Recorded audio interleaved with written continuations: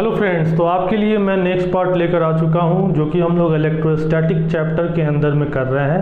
अब हम लोग यहां पर कैपेसिटर के बारे में पढ़ेंगे और अगर आपको वीडियो पसंद आए तो लाइक कीजिएगा और अगर कोई डाउट हो तो कमेंट करेंगे।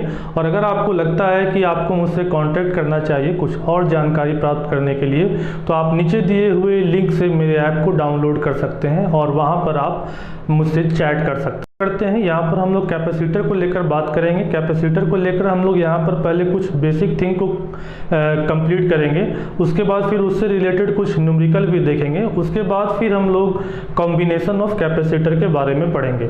तो चलिए हम लोग इस वीडियो को शुरू करते हैं। तो ये हम लोगों का इलेक्ट्रोस्टैटिक के लिए पार्ट 7 होगा जिसमें हम लोग क्वेश्चन आंसर के टर्म में कर रहे हैं और मैं आपको पूरा फुल कंसेप्ट यहाँ पर बता रहा हूँ। तो चलिए हम लोग अपने कैपेसिटर चैप्टर को स्टार्ट करते हैं। तो सबसे पहले जो यहाँ पर क्वेश्चन देखने के लिए मिलता है वह यह क्वेश्चन देखने के लिए मिलता है कि डिफाइन ए कैपेसिटर। आप कैपेसिटर को डिफाइन कीजिए कि कैपेसिटर होता क्या है। गिव पिक्टोरियल सिंबल, इसका सिंबल बताइए कि क्या होगा। Types, purpose and use of capacitor, और इसका टाइप्स भी बताइए और पर्पस भी बताइए और यूज भी बताइए। तो चलिए हम लोग इसको देखते हैं कि किस प्रकार से इस क्वेश्चन का आंसर आप कर सकते हैं। तो कैपेसिटर हमारा 2 कंडक्टर कंसिस्ट करता है, ठीक है। किसी भी शेप का यह हो सकता है और separated by a non conducting medium होता है, ठीक है। इस नॉन कंडक्टिंग मीडियम के बीच में हम लोग कोई डाइलेक्ट्रिक या इंसुलेटर मटेरियल को रखते हैं। कुछ इस प्रकार से हम लोग रखते हैं कि यह क्या करे, चार्ज को अपने अंदर में स्टोर कर ले। ओके, जैसे कि देख लेते हैं कि क्या यहाँ पर बातें कहीं जा रही हैं।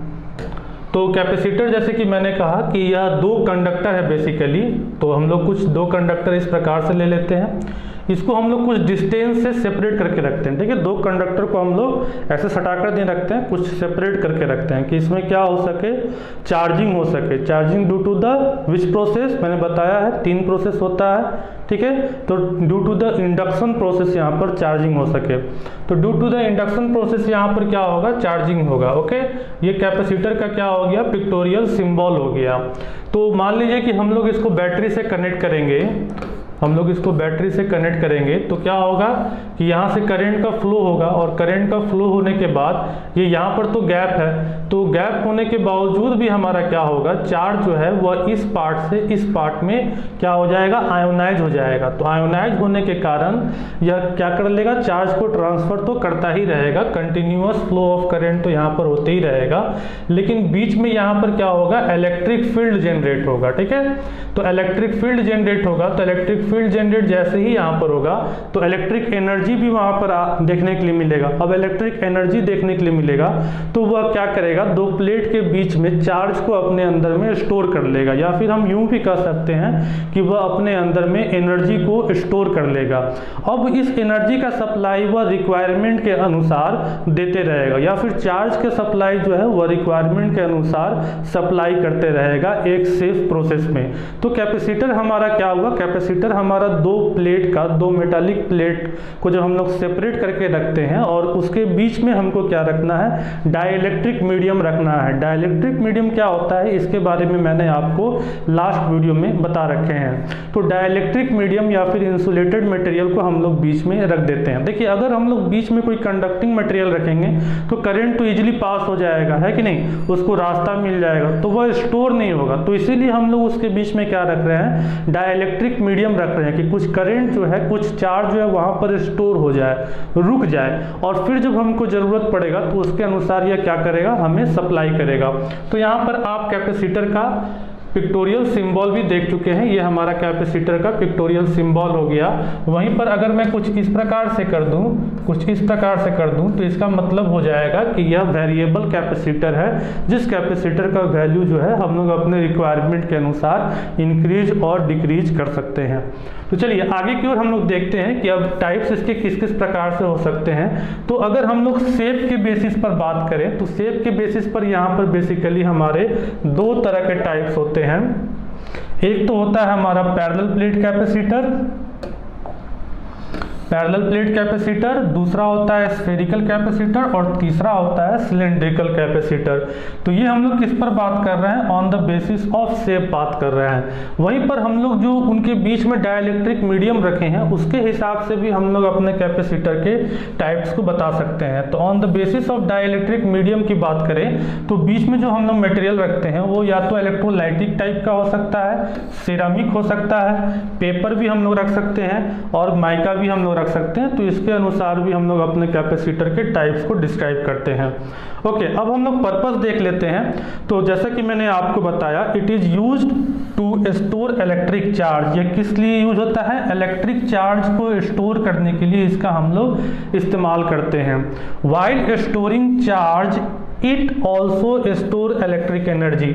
अब जायज बात है कि इलेक्ट्रिक चार्ज को ये अपने अंदर में स्टोर कर लेगा तो इलेक्ट्रिक एनर्जी भी इसके अंदर में स्टोर हो जाएगा for a small period of time. ये स्मॉल पीरियड ऑफ टाइम के लिए होता है, ज़्यादा लॉन्ग टाइम के लिए नहीं होता है। ये फ्रैक्शन ऑफ फ्यू सेकेंड्स के लिए होता है और ये continuously charging and discharging process जो है वह चलता रहता है of time and similarly it can supply same safely. तो जिस तरीके से यह स्टोर करेगा उसी तरीके से यह क्या करेगा, सप्लाई भी करेगा। इसका यूज कहाँ पर होता है, तो फैन में, पंखा में, मोटर में, वोल्टेज करेक्टर में, रेडियो सेट में, टीवी में, कंप्यूटर में और ईटीसी।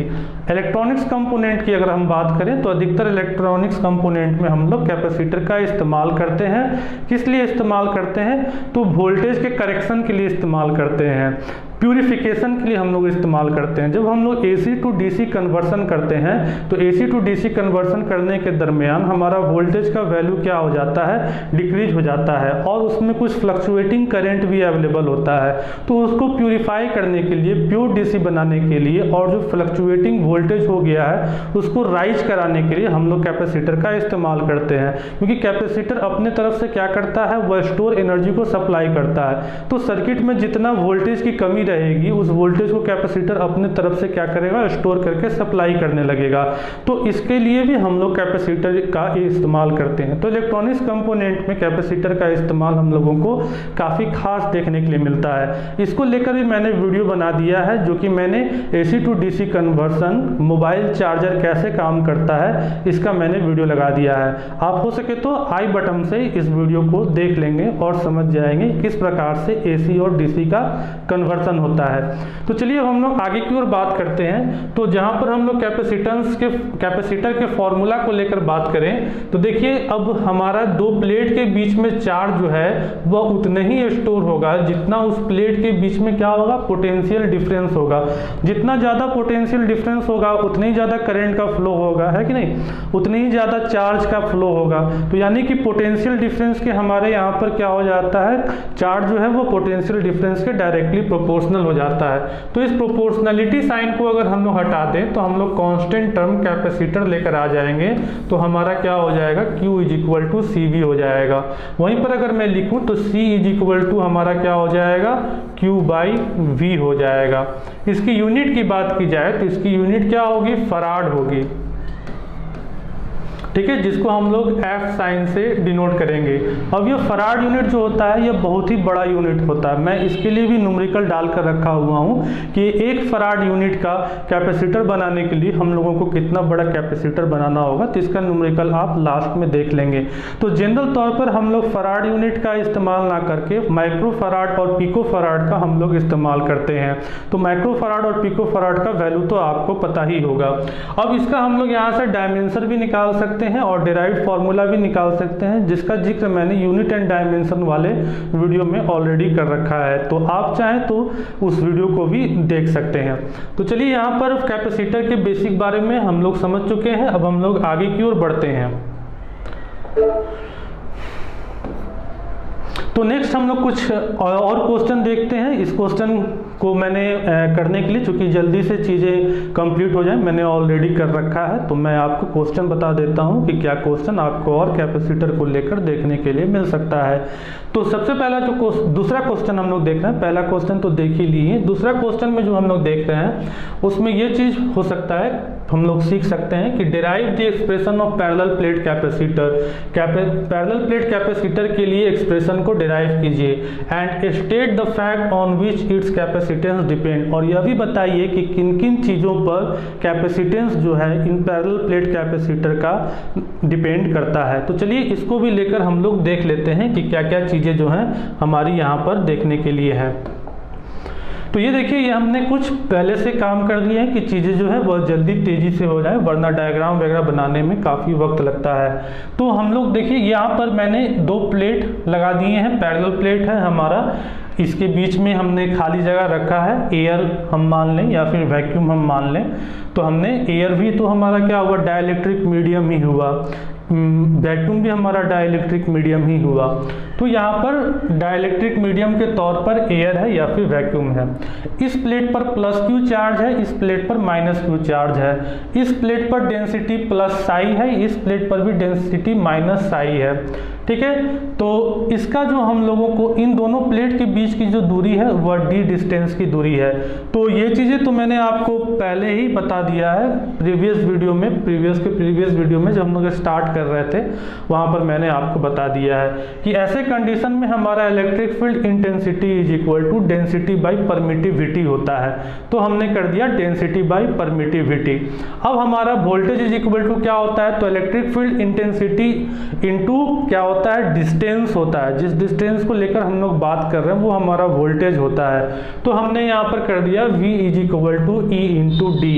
तो हमने ये E का फॉर्मूला यहाँ पर लाकर लगा दिया। अब हमारा डेंसिटी इज इक्वल टू क्या होता है, तो चार्ज बाई एरिया होता है। जो चार्ज उस सरफेस पर है और उस सरफेस का एरिया है वही हमारा क्या होता है, डेंसिटी होता है। तो मैंने इस डेंसिटी फॉर्मूला को, density is equal to Q by A formula को यहाँ पर लाकर डाल दिया। तो हमको क्या देखने के लिए मिला, V इज इक्वल टू मेरा इतना निकल गया।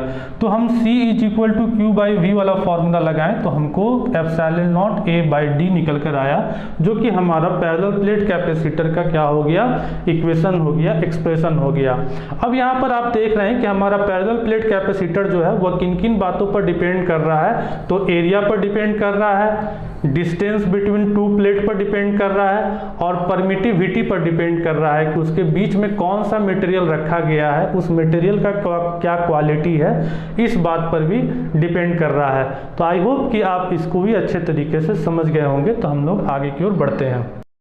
नेक्स्ट हम लोग देखते हैं कि effect of dielectric on capacitance. आखिर डाइलेक्ट्रिक को बीच में रखने से कैपेसिटेंस पर क्या अंतर पड़ता है, इस चीज़ को भी हम लोग यहाँ पर देख लेते हैं। तो चलिए इसको देखने के लिए हम लोग आगे की ओर जो मैंने ऑलरेडी करके रखा है उसमें देखते हैं।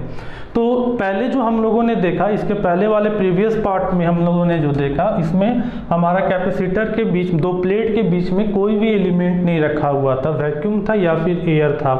अब हम लोगों ने इसमें क्या कर दिया, कोई मटेरियल को फिल कर दिया है। ठीक है, तो कोई मटेरियल को फिल कर दिया है, तो वो जो मटेरियल मैंने फिल किया है वह T चौड़ाई का है और इन दोनों प्लेट के बीच की जो दूरी है वह D दूरी है। तो मेरा कैपेसिटेंस, अगर इसके बीच में कोई चीज़ नहीं होता तो ये हमारा कैपेसिटेंस इसका होता है, पैरेलल प्लेट का कैपेसिटेंस। अब हमने चूंकि इसमें ये चीज़ रख दिया है तो हमारा जो यहाँ पर कैपेसिटेंस निकल कर आएगा वह यह निकल कर आएगा। ठीक है, इसका डेरिवेशन आप कर सकते हैं, काफ़ी आसान डेरिवेशन है लेकिन काफ़ी ज़्यादा लेंथी डेरिवेशन है, इसलिए मैंने यहाँ पर नहीं लगाया है। और इस तरह का क्वेश्चन जो है वह देखने के लिए नहीं मिलता, आपको डिराइव करने की ज़्यादा ज़रूरत नहीं पड़ती है। तो ये इक्वेशन आप याद रखेंगे। हमारा जैसे ही पैरेलल प्लेट, हम लोग पैरेलल प्लेट के बीच में कोई डाइलेक्ट्रिक मीडियम रख देते हैं तो हमारा कैपेसिटेंस कुछ इस प्रकार से देखने के लिए मिलता है। ठीक है, तो ये वाला हमारा ये कैपेसिटेंस है।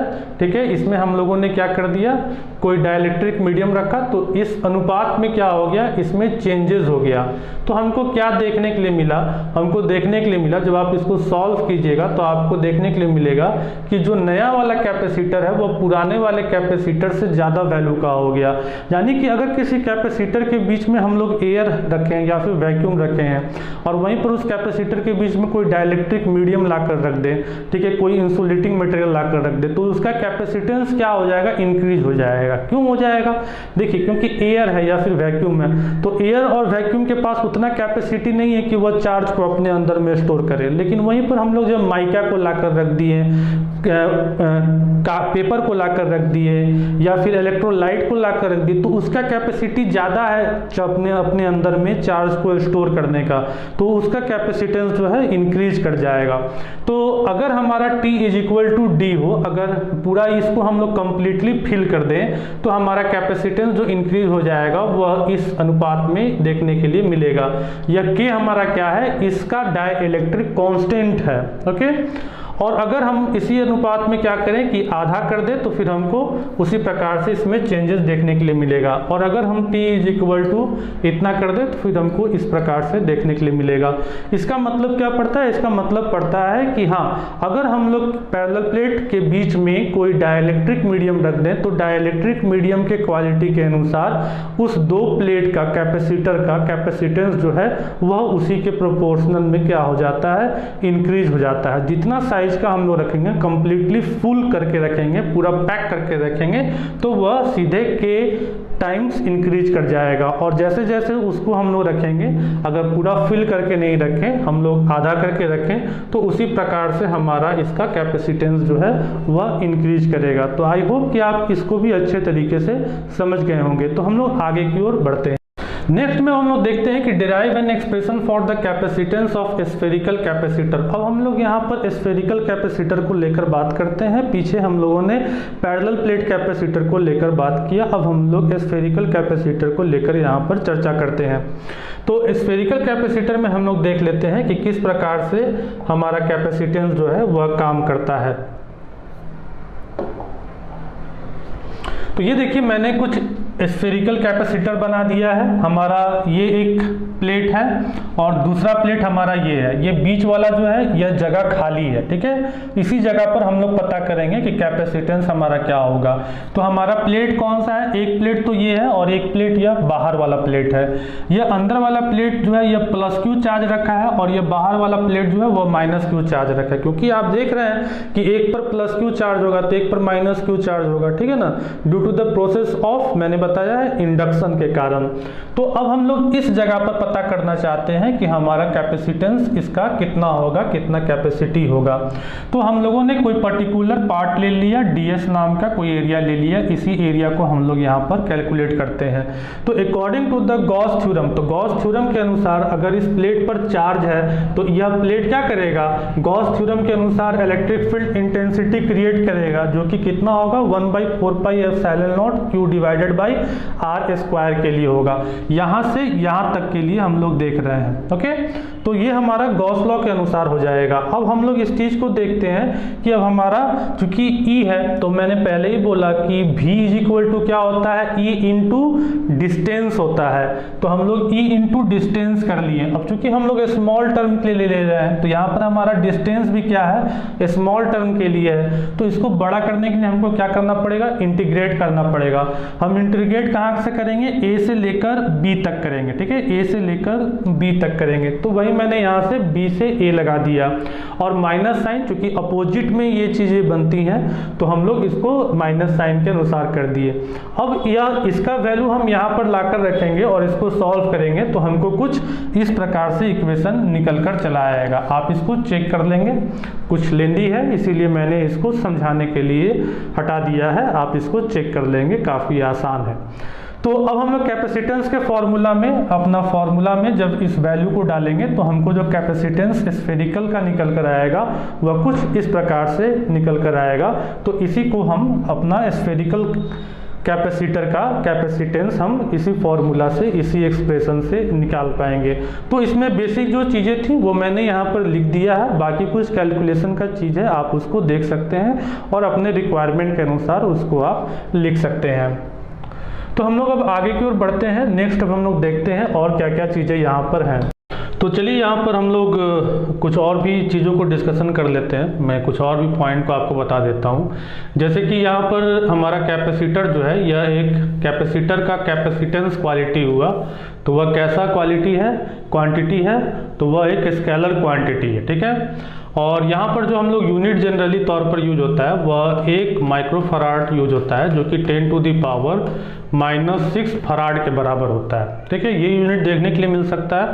और जो यूनिट देखने के लिए मिल सकता है वह नैनो फराड भी देखने के लिए मिल सकता है, जो कि 10⁻⁻9 फराड के बराबर होगा। इसी तरीके से हम कहें तो 1 पिको फराड भी देखने के लिए मिल सकता है, जिसको हम लोग 1 म्यू FV कहते हैं। ठीक है, तो यह कितना के बराबर होगा? यह 10⁻⁻12 फराड के बराबर हो जाएगा। ठीक है, तो इन सभी चीज़ों का आप ध्यान रखेंगे। अब चलिए मैं यहाँ पर डायमेंशन भी बता देता हूँ। ठीक है, डायमेंशन भी बता देता हूँ। तो देखिए, डायमेंशन निकालने के लिए हम लोगों को क्या करना होगा? फॉर्मूला का इस्तेमाल करना होगा। तो फॉर्मूला हमारा क्या हो गया कैपेसिटर का? C = Q/V होगा। तो V = हमारा क्या होता है? W/Q होता है ना। तो W/Q होता है, तो हमारा यह क्या हो गया? Q²/W हो गया। अच्छा, अब Q = क्या होता है? IT होता है, तो हम इसको कर दिए IT का स्क्वायर/W कर दिए। ठीक है, अब IT का डायमेंशन हमारा क्या होता है? तो IT का डायमेंशन हमारा I का हमारा A होता है और T का हमारा T होता है, तो इसका स्क्वायर हो गया। अच्छा, अब वर्क डन का डायमेंशन क्या होता है? तो वर्क डन का डायमेंशन होता है ml² T⁻² होता है। ओके, तो इसको सॉल्व कर लेते हैं। तो सॉल्व करेंगे तो क्या आएगा? A² T² T⁻² आएगा। अच्छा, अब ये T⁻² यहाँ है तो ऊपर चला जाएगा तो T⁻4 हो जाएगा। तो क्या हो जाएगा? M⁻1 L⁻2 A⁻2 और T⁻4। ठीक है, तो ध्यान रखेंगे, यही हमारा कैपेसिटर का क्या हो जाएगा? डायमेंशन हो जाएगा। कैपेसिटेंस का हमारा यही डायमेंशन हो जाएगा। तो चलिए, आई होप कि आप इस बात को समझ गए होंगे। तो समझ गए होंगे तो हम लोग आगे की ओर बढ़ते हैं। चलिए अब हम लोग नेक्स्ट क्वेश्चन देख लेते हैं। नेक्स्ट क्वेश्चन में क्या कहा जा रहा है कि find the area of the plate of parallel plate capacitor of capacitance 1 farad if the plate are separated by 1 mm apart thus so that 1 farad is an extremely large unit. ठीक है, तो चलिए यहाँ से अब पता चल जाएगा कि 1 फराड यूनिट जो है वह कितना बड़ा यूनिट है। हम लोग इसको यहाँ से देख लेते हैं। तो क्या कर रहा है कि कोई पैरेलल प्लेट कैपेसिटर है जिसका कैपेसिटेंस कितना है? 1 फराड है। ठीक है, तो कैपेसिटेंस कितना है? 1 फराड है। अच्छा, और सेपरेटेड बाय डिस्टेंस 1 mm, तो कितना डिस्टेंस से सेपरेटेड है? तो 1 mm से डिस्टेंस से सेपरेटेड है। पूछ क्या रहा है? एरिया पूछ रहा है ना, एरिया पूछ रहा है। तो हम लोग कौन सा फॉर्मूला इसमें लगाएंगे? हम लोग अभी पढ़े हैं, अभी मैंने आपको बताया C = ε0 AD वाला फॉर्मूला लगाएंगे। तो इस फॉर्मूला से हमको एरिया निकल जाएगा। एरिया = क्या हो जाएगा हमारा? ε0। एरिया = हमारा हो जाएगा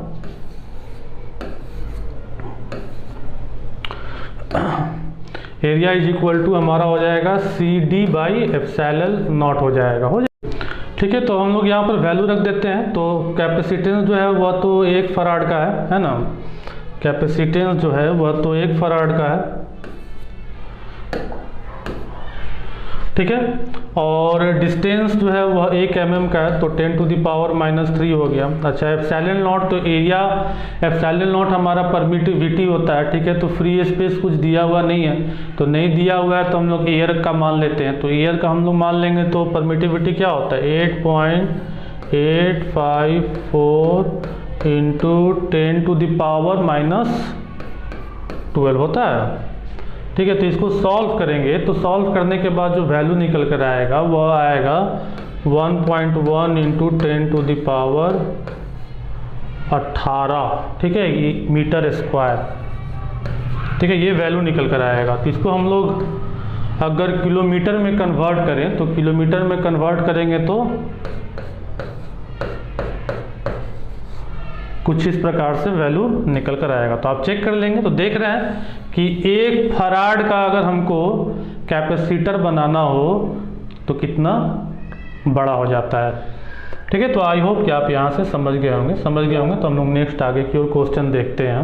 चलिए अब इस क्वेश्चन में देख लेते हैं कि क्या बात कहा जा रहा है। तो इस क्वेश्चन में कहा जा रहा है कि calculate the capacitance of parallel plate capacitor if the area of each plate is 1 metre square and the distance of separation of plate is 1 mm। ठीक है, तो बोल रहा है कि एरिया दिया हुआ है और डिस्टेंस दिया हुआ है, पता करना है कि कैपेसिटेंस कितना होगा। ठीक है, तो हम देख लेते हैं। एरिया हमको दिया हुआ है 1 मीटर स्क्वायर, डिस्टेंस हमको दिया हुआ है 1 mm। तो 1 mm का मतलब कितना हो गया, 10 to the power -3 मीटर हो गया ना। अच्छा, अब हम अपना फॉर्मूला लगा देते हैं। तो परमिटिविटी का भी ज़रूरत पड़ेगा, तो परमिटिविटी हम कुछ दिया हुआ नहीं है तो यही वैल्यू लेंगे। ठीक है, इसी वैल्यू को ले लेंगे। फॉर्मूला लगा देते हैं अपना, वही फॉर्मूला हमारा क्या है, C = ε0 A/d। ठीक है, वैल्यू रखेंगे। तो वैल्यू रखेंगे तो इसका जो आंसर निकल कर आएगा 8.854 × 10 to the power -12 और एरिया का 1 और इसका 10 to the power -3, तो कट गया तो कितना आया 8.854 × 10 to the power -9 फराड। ठीक है, तो ये इसका आंसर हो जाएगा। तो आई होप कि इसको समझ गया होगा। हम लोग आगे की ओर बढ़ते हैं। नेक्स्ट क्वेश्चन देखते हैं कि parallel plate capacitor with air between the plate has a capacitance of 10 picofarad. ठीक है, कोई पैरेलल प्लेट कैपेसिटर है जिसके बीच में एयर है, उसका कैपेसिटेंस 10 पिकोफराड है। और अगर distance between the plate is made double, अगर उसके बीच की दूरी को डबल कर दिया जाए, and the space between them, और उसके बीच का जो जगह है उसको डाइलेक्ट्रिक कांस्टेंट 10 से भर दिया जाए, तो बताइए कि नया कैपेसिटेंस कितना होगा। तो चलिए इस क्वेश्चन को भी हम लोग बना लेते हैं।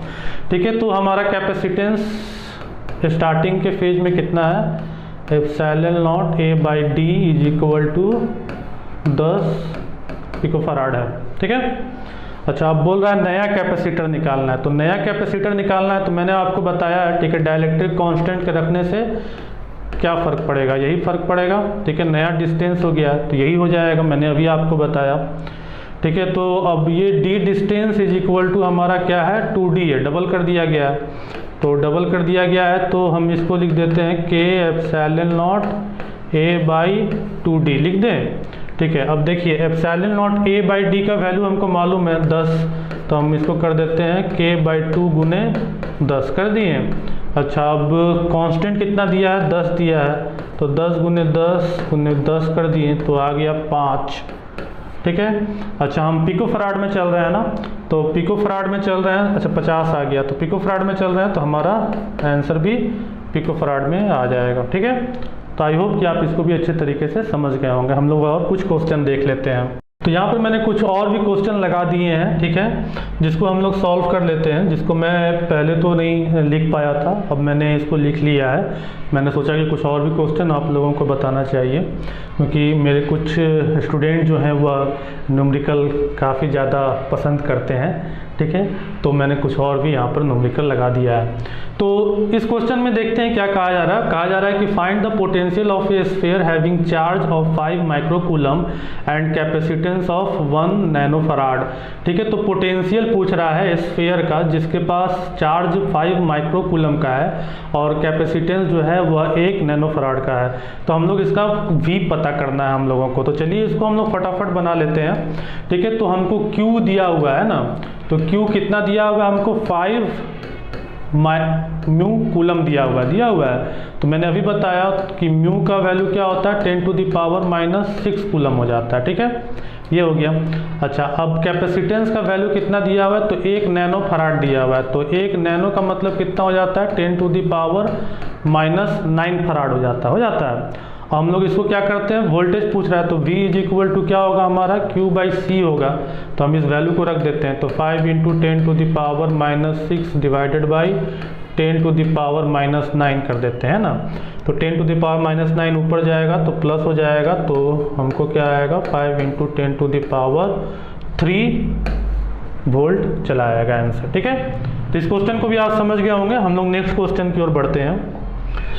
नेक्स्ट क्वेश्चन में देखते हैं क्या कर रहा है। Find the capacitance of an isolated sphere of radius 15 centimetre. ठीक है, तो 15 सेंटीमीटर रेडियस का कोई स्फीयर है और उसका कैपेसिटेंस पता करना है। चलिए इसको भी हम लोग बना लेते हैं। तो रेडियस हमको कितना दिया हुआ है, 15 सेंटीमीटर दिया हुआ है ना, तो इसको हमको मीटर में चेंज करना होगा। तो कैसे होगा, 15 गुने 10 टू द पावर -2 मीटर हो जाएगा। ठीक है, अच्छा स्फीयर है ना, तो स्फीयर का फॉर्मूला हमारे पास क्या होता है कैपेसिटर का, अभी हम लोगों ने पढ़ा 4 पाई एप्सिलॉन नॉट आर होता है, 4 पाई एप्सिलॉन नॉट आर होता है। अच्छा 1/4 पाई एप्सिलॉन नॉट का वैल्यू पता है ना, तो इसका वैल्यू कितना होता है, 9 इंटू 10 टू द पावर 9 होता है। ठीक है, तो इसको हम लोग फटाफट रख कर सॉल्व कर लेते हैं। तो ये तो ऐसे हो गया, यहाँ को सॉल्व कर रहे हैं हम लोग, तो 9 इंटू 10 टू द पावर 9 हो गया। आर का वैल्यू कितना है, 15 गुने 10 टू द पावर -2 है। तो इसको सॉल्व किए हम लोग। ठीक है, तो इसको सॉल्व करेंगे तो कितना वैल्यू आएगा,